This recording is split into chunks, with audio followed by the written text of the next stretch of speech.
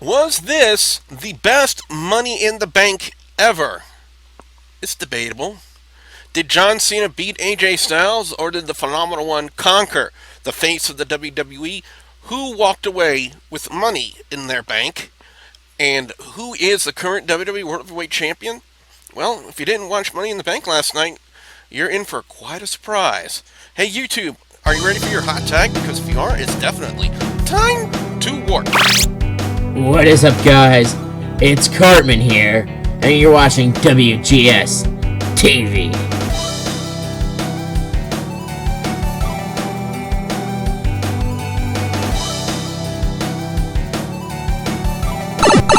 Greetings, YouTube. Yeah, warped your way back into another episode of WGS-TV right here on YouTube.com/WrestleGamer. I am your friendly neighborhood WrestleGamer.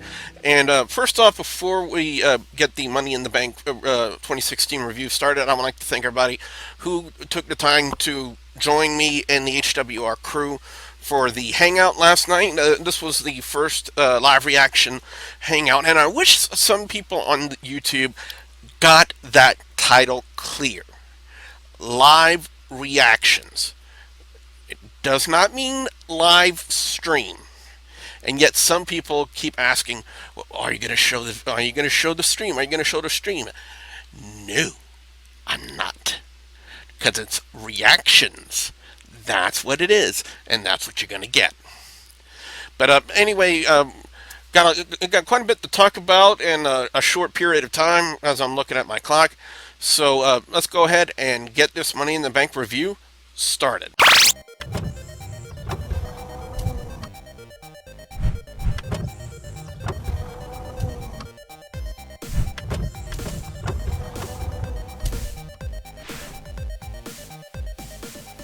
Now, for some odd reason, the two previously advertised kickoff matches of Dolph Ziggler and Baron Corbin and Apollo Crews and Sheamus got bumped up to the main roster, and we had two new kickoff matches in the form of Breezango and Golden Truth and the Dudley Boyz and the Lucha Dragons. I'm just going to briefly go over each match because by the time this video gets up, it'll probably be after Monday Night Raw. But anyway,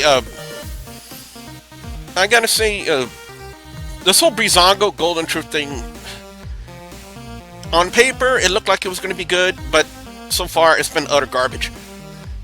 First off, that sunburn thing they were doing last night was complete crap. It was complete garbage. You know, was it funny to an extent? Yeah, I'll give them that. But that was it. I'm going to say it was about this one. And pretty much, this was the first time the Golden Truth get the win. Goldust hitting the final cut on, I believe it was Fandango. Yes, it was, according to my notes. So Golden Truth get the win. Lucha Dragons and the Dudley Boyz, really not much to say there. However, what made these two matches enjoyable to watch was the fact that Mauro Ranallo was on commentary, and I've sang Mauro Ranallo's praises for a long time on here, and I will continue to do so. But however, he would name Sin Cara's Senton Bomb the Dragon Bomb, which he hit on Devon for the Lucha Dragons to get the win. I wonder if that's like the name of it in Mexico or in other Lucha places, the Dragon Bomb. But we would open up with the Fatal 4-Way, the main pay-per-view would open up with the Fatal 4-Way match for the Tag Team Championship. New Day taking on Enzo, Amore, Big Cass, and versus the Vaudevillians versus the Club. For what it was, I got to say, it started off the main card really, really well. I thought it was a great match. It came down to New Day hitting the midnight hour on Carl Anderson and Aiden English, who already ate the Magic Killer from the Club. He was already down. Kofi Kingston would pin him, and therefore the New Day retain the Tag Team Championship. WWE Creative must see some stock in the New Day. Now, don't get me wrong, I love the New Day. The New Day, like they say, New Day rocks. New Day rocks. And I gotta say, they're really owned into the gimmick, and WWE Creative must see that about them, and that's why they're keeping the championship on them. Now, Baron Corbin and Dolph Ziggler The only thing I'm going to say about this match is that this shit needs to stop. It really does. Because this feud has gone nowhere. And if this was not the climax, the conclusion, the finish of the Corbin Ziggler storyline, if we see more about that on Monday Night Raw, I will be pissed. Corbin would hit the end of days on Dolph Ziggler to pick up the win. There were quite a few matches that really just did not live up to par. Charlotte and Dana Brooke taking on Becky Lynch and Natalya was one of them. Because really, Baron Corbin and Dolph Ziggler, nobody gave a shit about. And nobody really gave a goddamn about Charlotte and, as it's getting darker in here. I hope the Undertaker's not coming in here. And nobody gave a damn about Charlotte and Dana Brooke taking on Becky Lynch and Natalya. And I think the only reason why they had this match, to be honest, was the fact that they needed a reason to turn Natalya heel. And having her attack Becky Lynch after the match was over, I guess that was the perfect catalyst. And you know what I said? Bang! And there's a heel turn for Natalya. Now, maybe a heel turn maybe that's the best thing to kind of refresh, revitalize Natalya's dying career in WWE. But anyway, we'd had Sheamus and Apollo Crews, and I gotta say, for what it was, I'm gonna say is, what was it? I got nothing against Apollo Crews. I think he's a great talent. He's charismatic. He's he's athletically gifted. I'm trying to get the word out. But it was Apollo Crews with a crucifix pin on Sheamus. I believe it was after he did a super white noise off the ropes, and Sheamus was just getting cocky, and Apollo Crews catches him in a crucifix pin to pick up the win. Now, one match everybody, and I mean everybody, was looking forward to was John Cena and AJ Styles, one-on-one. And yes, this was a dream match. Everybody's been wanting to see it, including yours truly. I've been wanting to see that for quite some time, and if the scenarios had played out differently, I even said it on Sports Entertainment Tonight, would John Cena be in the spot that he's in if things would have played out differently? If AJ hadn't gone to Ring of Honor, hadn't gone to TNA, hadn't gone to New Japan Pro Wrestling. You know, food for thought. Food for thought. And it's definitely open to interpretation, open to opinion about whether or not John Cena would be in the spot that he's in if AJ Styles had not gone the route that he went. Now, I gotta say, this was basically the pickup of Money in the Bank, as I need to learn to say it, not spray it, because it went all over my screen. I gotta say, for what it was, John Cena and AJ Styles had great in-ring chemistry. It was a wonderful match.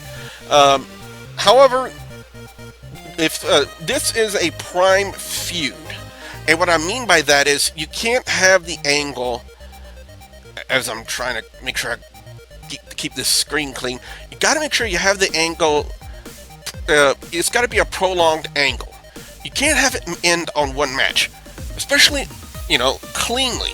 So using the club the way they did, with them attacking John Cena while the referee was down, it made sense to me. Because this is fresh off of a AJ Styles heel turn, and they really needed to do something to prolong the feud, prolong the rivalry between Cena and AJ Styles, and guaranteed on Monday Night Raw tonight, we're going to see that. Because of the fact that it was not a clean finish, and it was not a definitive finish for the AJ Styles John Cena storyline, and we have to see a continuation of it. But how are they going to pan this out? I mean, how are they going to take the Cena AJ Styles feud now? That's something I'm really looking forward to seeing on Monday Night Raw. Now, the Money in the Bank ladder match: Dean Ambrose, Sami Zayn, Kevin Owens, Cesaro, Alberto Del Rio, Chris Jericho. For what they did in that Money in the Bank ladder match, it was spectacular. And it brought the crowd to life. If AJ Styles and John Cena was getting the crowd energetic, Money in the Bank stole it. It was that good. It was that good of a match, and it really, really needed that. The whole card actually really needed that, because I'm going to say about 55-60% of the entire show, the crowd's been dead. And they really didn't pick up anything until the Cena and AJ Styles match. And the Money in the Bank, that's when they really started getting them going, when they really started getting fired up. And I was really looking for that one insane ladder match spot that we see almost every time we see a Money in the Bank ladder match. Now, nobody went through a table, nobody did anything daredevilish or anything like that. Nobody like went up to the top of the ladder and pulled a Jeff Hardy or anything like that. But for what it was, I gotta say, it was a great Money in the Bank ladder match. And I'm not just saying that because Dean Ambrose won the thing. And keep that in mind. Like I said, if you haven't watched Money in the Bank or read about it yet, then you're going to be in for quite a shock. I can guarantee you that. Now, at this point in time, WWE was starting to run a little bit low on time. So if you were in the hangout with the rest of us, me and the HWR crew, we kind of surmised that the United States Championship match would have been cut. However, it wasn't. Rusev would defend the title against Titus with his kids at ringside. Didn't you know that we weren't going to put the title on Titus? You knew that. Especially with yesterday being Father's Day. And Titus being like America's father, or something to that extent. And it's not meant to take away from Titus, but they really didn't build up too much on him. And I don't think Titus is ready for his first ever singles championship. I think they needed to do more work with them. I think he has the potential, but it still needs a nice glossy finish, if you kind of get what I'm saying. But Rusev would lock on the accolade to pick up the win and retain the title. And by the way, Ilana looking hot as ever.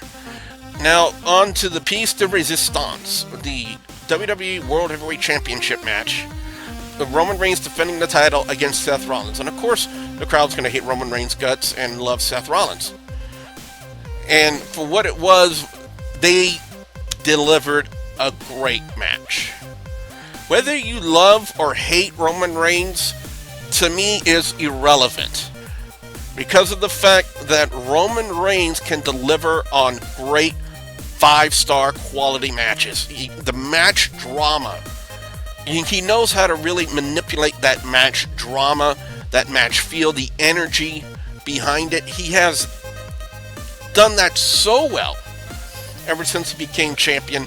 And Seth Rollins, it was great to see him back. I know he's worked some live events.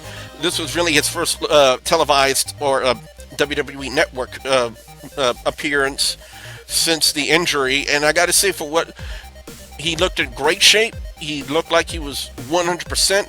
I like the fact that he did sell some hesitation on the knee when they did the sunset flip into the powerbomb into the turnbuckle. I like that because it played upon the knee angle. Even though it really wasn't a story angle, it was actually a legit injury. And if he really was hesitating about it, I wouldn't blame him, because the last time he did it, his knee imploded. So it was still... I gotta say, I love the counter. The pedigree counter into the spear. If timing was ever a factor in any spot, it had to be perfect and spot on for that. And they were perfect for that. It would lead up to a follow-up pedigree, and Seth Rollins would pick up the win and become the WWE World Heavyweight Champion again, until Dean Ambrose comes out from behind with the Money in the Bank briefcase, clobbers Seth Rollins with it, cashes in his Money in the Bank, match starts, hits the Dirty Deeds, picks up the win, and now Dean Ambrose is the WWE World Heavyweight Champion. Think about that, ladies and gentlemen. Think about that for 1 second. In one night, every member of the Shield held the WWE World Heavyweight title in one night. Now, will this lead to a triple threat match? Either at Battleground or SummerSlam? Who knows? Who knows? It all depends on where they take it tonight on Monday Night Raw. That's what I want to see, and that's something definitely I'm going to talk about tomorrow here on the channel. And hopefully, if I can make it, all things considered, I'm having some vehicle issues, I'll be able to join Nick and Mark on Sports Entertainment tonight. If not, then they'll still be live right here on WGS-TV tomorrow night, 8 p.m. Central Time. So be sure you're there for that. What I want to know from you guys out there, by the way, very quickly, I'm going to give Money in the Bank a 3.5 out of 5. Best match of the night is definitely the Money in the Bank ladder match. Hands down, Money in the Bank ladder match. With the worst match going to Golden Truth and Breezango. What the fuck was that shit? That's all I'm going to say about it. That's all I'm going to say about it. But anyway, now what I want to know from you guys out there, the viewers and subscribers, your thoughts on Money in the Bank. What were your overall scores? What are your picks for best and worst match or segment of Money in the Bank? I definitely want to hear what you guys out there have to say. Be sure you put your comments in the comment section below. Don't forget to like, favorite, and subscribe. Don't forget to check me out on social media, Facebook, Twitter, Instagram. You guys can ask me questions. The links will be provided in the description box below. Don't forget, Sports Entertainment Tonight is live every Tuesday night, 8 p.m. Central Time, right here on WGS-TV. And also, guys and gals, I'll have a couple of videos in the annotations at the end of this video for you guys to check out as well. So with that being said, I am your friendly neighborhood wrestle gamer, and I will see you at the next Warp Zone. Bye, guys! I watched wide-eyed as she walked towards me, swaying her hips and bringing her hands to her clothes, slowly undoing them as she approached me. Good. It's gonna drop enemies, I bet you. Look, see? Saber Force! Fury!